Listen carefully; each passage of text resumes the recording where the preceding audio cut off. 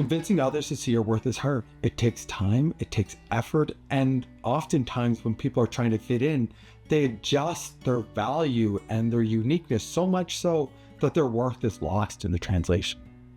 What would happen instead if you found a group who valued your uniqueness right out in the beginning?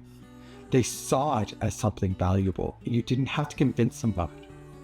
Now, I saw this a lot a few weeks ago when I went to here in Calgary, and there were so many subcultures there of people who did what they loved. If you take just medieval groups alone, there were ones for sword fighting, ones for getting dressed up in sword fighting, ones for making armor, ones for just dressing up as fantastical creatures.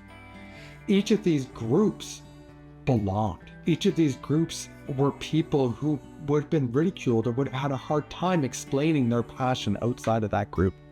Both in the group, they were safe to be themselves and they flourished.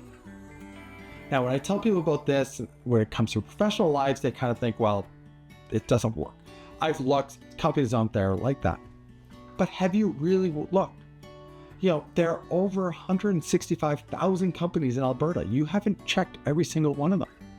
And think, if you spent the time to find that company who valued you for who you are, interviews would be a breeze. You could accomplish so much more because you wouldn't be battling to show why your uniqueness is of value. They'd see it and they'd embrace it from the beginning.